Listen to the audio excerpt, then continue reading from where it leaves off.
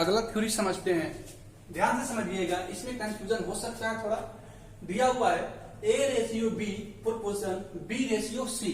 तो आप इसमें बताइए इसमें कितने डिफरेंट डिजिट यूज हो रहे हैं। यहां पर कंफ्यूजन नहीं होनी चाहिए कि 4 यूज हो रहा है, 1 2 3 4, जी नहीं, ऐसा नहीं होगा। क्यों? क्योंकि B तो कॉमन है ना। यदि हम देखें तो इसमें पूरे में क्या है, A यूज हो रहा है, B यूज हो रहा है और C हो रहा है। तो इसमें हम सिर्फ 3 ही को लेकर चलेंगे, B को 2 बार काउंट नहीं करेंगे। ठीक है, इससे पहले वाला केस अलग था, उसमें कुछ ऐसे दिया हुआ था A ratio B C ratio D ऐसे था, इसमें 4 लेके चल रहे थे। लेकिन यहाँ पर ऐसे नहीं होगा। क्यों? क्योंकि B हमारा क्या है, कॉमन है। ठीक है, तो इसमें 3 ही की बात होगी। तो जब 4 का बात हो रहा था तो उसमें first into fourth equal second into third कर रहे थे।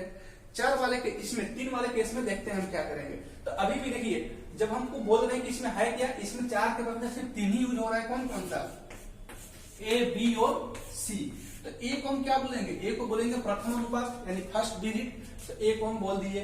B को क्या बोलेंगे, अब देखिए जब 3 यूज हो रहा है तो B कहां पर आ रहा है, मध्य में आ रहा है, बीच में आ रहा है। तो B को हम क्या बोलेंगे, मध्यानुपात। एग्जाम में क्वेश्चन ऐसे ही पूछा जाएगा कि मध्यानुपात बताइए क्या होगा, कोई नंबर दे देगा 10 12 का, मध्यानुपात क्या होगा।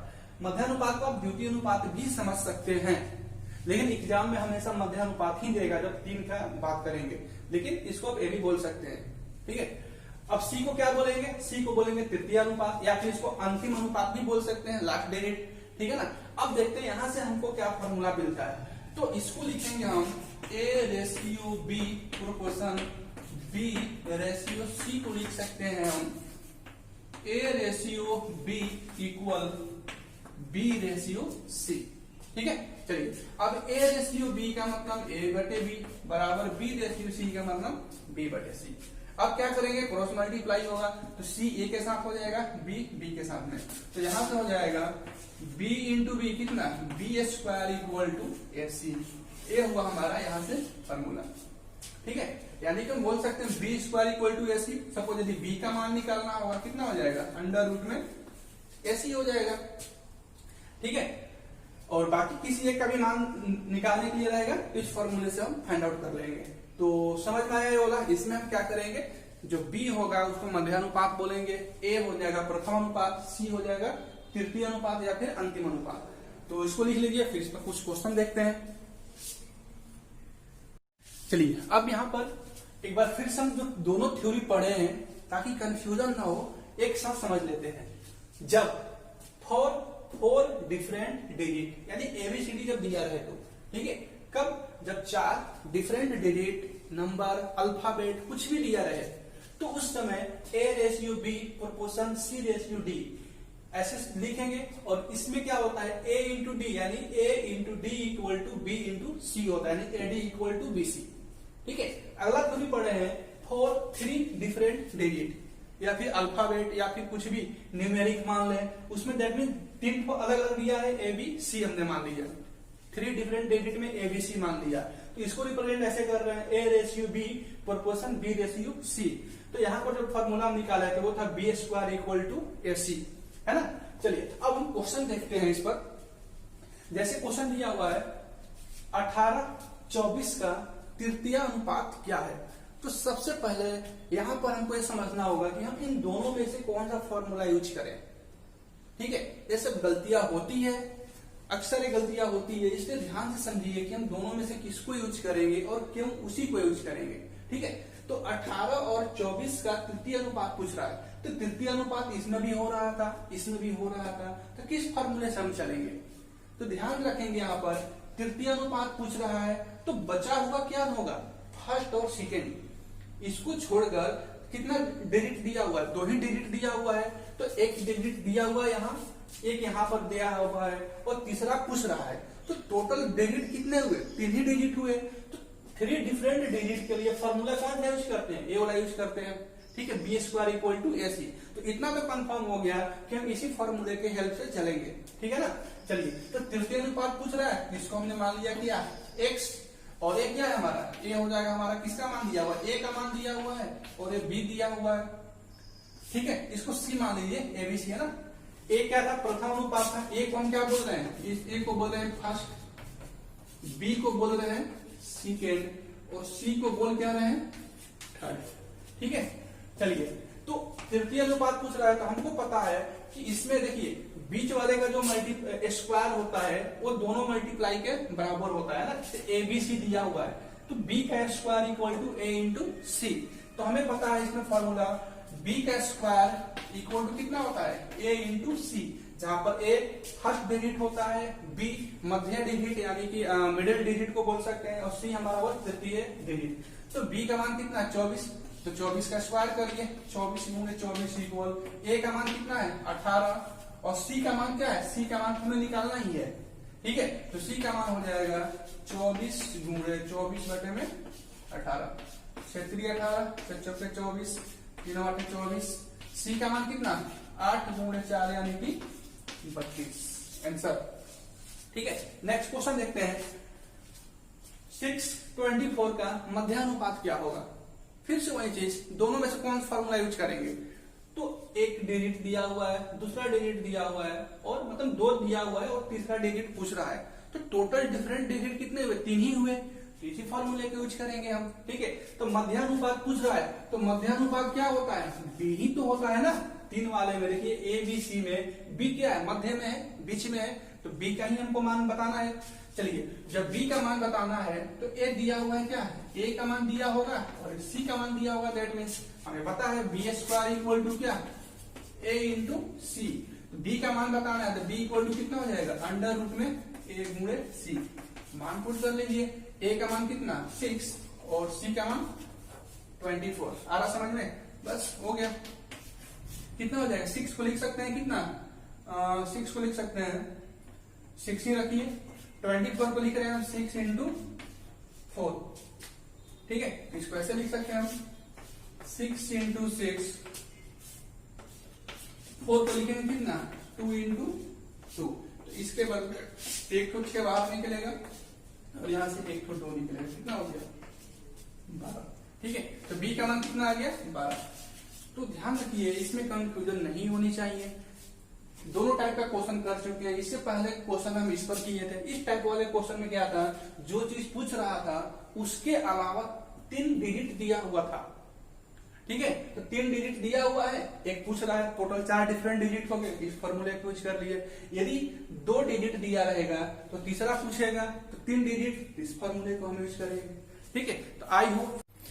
चलिए अब हम एक नेक्स्ट क्वेश्चन ले लेते हैं यहां से कि यदि दिया हुआ है x ratio y equal 4 ratio 5, तब यदि ये पूछा जाए क्वेश्चन में 5x minus 4y ratio 3x plus 2y का जो मान होगा वो कितना होगा।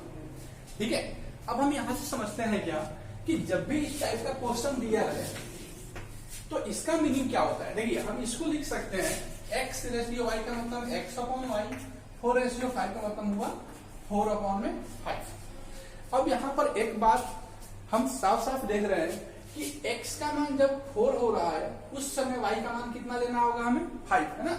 यदि हम x के बदले क्या यूज करेंगे 4, तो y के बदले हमको क्या लेना पड़ेगा 5, यानी कि यदि हम x को 4 बोल रहे हैं तो y को हमको क्या बोलना पड़ेगा 5।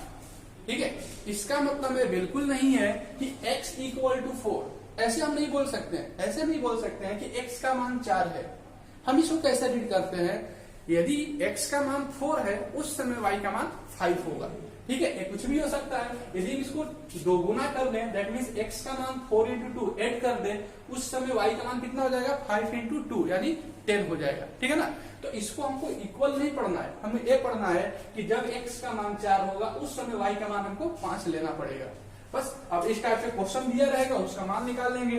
किसका मान निकालना है 5x minus 4y ratio 3x plus 2y का मान बताना है। कुछ नहीं, जहां जहां पर x है वहां मान 4 रखेंगे और y की जगह पर 5 रख लेंगे, बस आंसर हो जाएगा। चलिए 5 इंटू एक्स यानी 5 इंटू 4 माइनस y का मान कितना 5, 4 इंटू 5 रेशियो 3 इंटू एक्स कितना हो जाएगा 3 इंटू एक्स का मान है 4 प्लस टू इंटू वाई का मान है 5, ठीक है ना। सॉरी, इसको थोड़ा चेंज कर लीजिएगा, क्वेश्चन में यहाँ पर प्लस दिया हुआ है, एग्जाम में क्वेश्चन पूछा हुआ था ये, ठीक है। यहाँ पर साइन प्लस कर लेंगे अब, ठीक है ना, क्वेश्चन में प्लस दिया हुआ है।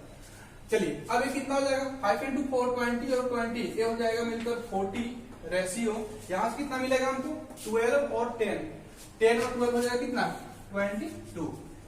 दैट मीन्स हम बोल सकते हैं ये जो मान हो गया हमारा 5x plus 4y upon, ratio का मतलब अपॉन ही होता है, 3x प्लस 2y का मान कितना 40 रेशियो 22 यानी कि 40/22। कैंसिल कर लीजिए, 20 और 11 कितना मिल गया 20 रेशियो 11 हमारा आंसर हो गया, ठीक है। तो जब भी इस टाइप का क्वेश्चन मिलता है तो हम ये जो मान दिख रहा है वही मान अपने गिवन क्वेश्चन में पुट कर लेंगे और हमारा आंसर आ जाएगा, ठीक है। तो इसको नोट डाउन करिए, फिर क्वेश्चन देखते हैं नेक्स्ट। चलिए अब हम नेक्स्ट क्वेश्चन ले लेते हैं यहाँ से। यदि x ratio y equal to 7 ratio 3, तो हम किसका मान बताना है, xy plus y square upon x square minus y square का मान बताना है, ठीक है। तो अब हम इसको रीड करना तो सीख लिए, कैसे रीड करते हैं, जब x अपॉन में y इक्वल टू, इसको लिख लेते हैं पहले 7 अपॉन में 3, यानी कि जब हम x का मान 7 लेकर चलेंगे उस समय हमको y का मान क्या लेना होगा 3। देखिए y के लिए 3 यूज हो रहा है, x के लिए 7 यूज हो रहा है, ठीक है। चलिए हमें जिसका मान फाइंड आउट करना है वो दिया हुआ है क्या, xy plus y square upon x square minus y square का मान बताना है। तो पहला मेथड क्या है कि हम यहाँ पर x और y का मान डायरेक्ट भी पुट कर सकते हैं, ठीक है। लेकिन यदि कुछ कैंसिल हो रहा है तो उसको हम कैंसिल करने का प्रयास करेंगे ताकि ये और इजी वे में सॉल्व हो सके।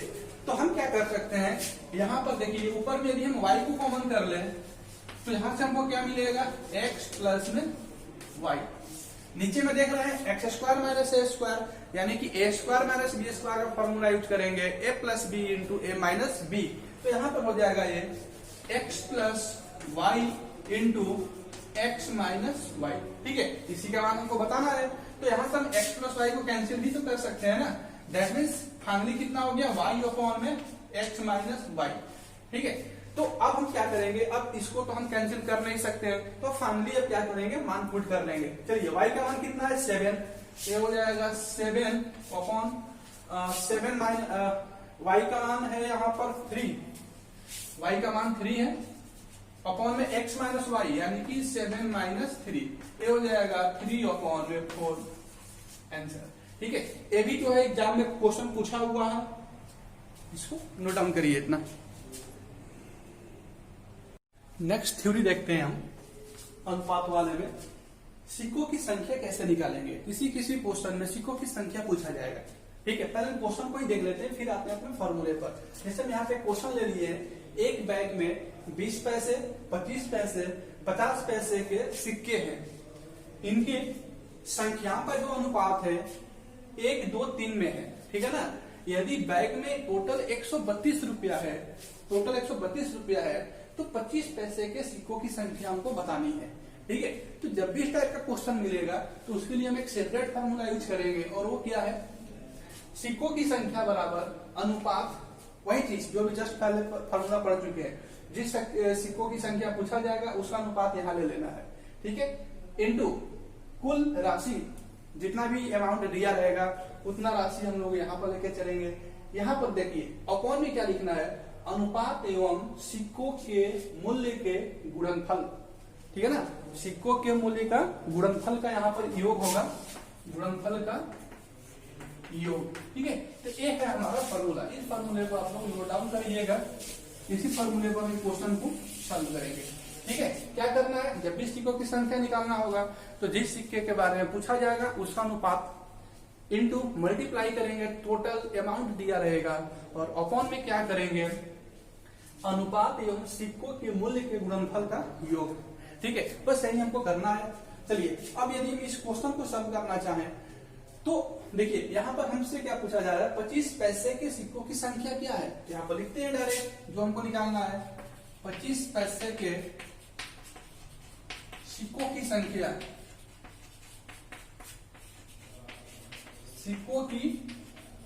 संख्या ये कितना हो जाएगा, देखिए 25 पैसे के लिए अनुपात कितना है 20, 25, 50 का जो अनुपात है 1, 2, 3 है, यानी 25 पैसे का अनुपात कितना है 2। तो यहाँ पर लिख दिया हम 2, ठीक है। इनटू में यहाँ पर क्या लिखना है, इसके बाद में कुल राशि टोटल अमाउंट, तो टोटल अमाउंट कितना है 132 रुपया है। तो जब 132 रुपया लिखेंगे तो इसको हम 100 से गुणा कर देते हैं ताकि किसमें हो जाए, पैसे में बदल जाए, क्योंकि 20 पैसा 25 पैसा ऐसा पैसे में है, तो इसको भी क्या करेंगे हम पैसे में ही रखेंगे, इसलिए 132 रुपए को पैसे में बदलने के लिए 100 से मल्टीप्लाई किए। अब देखिए अपॉन में क्या लिखेंगे हम, अपॉन में अनुपात एवं सिक्कों के मूल्य के गुणनफल का योग, तो इसका मान हम सेपरेट यहाँ निकाल लेते हैं कहीं। चलिए अनुपात कितना है, देखिए 20 पैसा, 25 पैसा और 50 पैसा है ना, 20 हम पैसा का डिनोट कर रहे हैं यहाँ पर। इसका अनुपात कितना दिया हुआ, इसका अनुपात 1 है, इसका अनुपात 2 और इसका अनुपात कितना है 3। मल्टीप्लाई कर दीजिए यहाँ से सिक्कों के मूल्य का योग। चलिए 20 पैसा इंटू 1 कितना जाएगा 20 पैसा, प्लस 25 इंटू 2 कितना जाएगा 50 पैसा, प्लस 50 इंटू 3 कितना जाएगा 150 पैसा।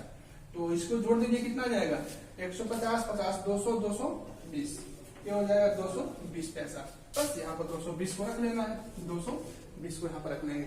चलिए देखते हैं क्या कैंसिल हो रहा है, यहाँ से 10 से 10 कैंसिल हो जाएगा, ये हो जाएगा 11 टाइम्स कैंसिल होगा।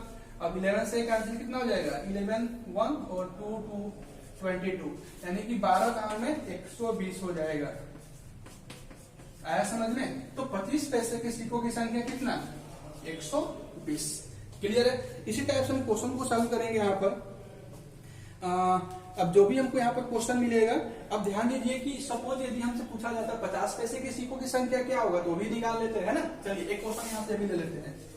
50 पैसे के सिक्कों की संख्या, इसको भी फाइंड आउट करिए। फिर सिक्कों की संख्या ए हो जाएगा कितना, यहाँ से भी हम इसको देखना चाहें। चलिए 50 पैसे के लिए अनुपात क्या यूज करेंगे, देखिए 20, 25, 50, 50 के लिए यूज हो रहा है 3 इंटू टोटल क्वांटिटी कितना दिया हुआ है 132 रुपया, 132 100 से मल्टीप्लाई करके पैसा बना लिए। और एक तो हमेशा सेम आने वाला है ना, जो नीचे है अनुपात एवं सिक्कों के मूल्य के गुणनफल का योग, ये तो हमेशा सेम आएगा, है ना।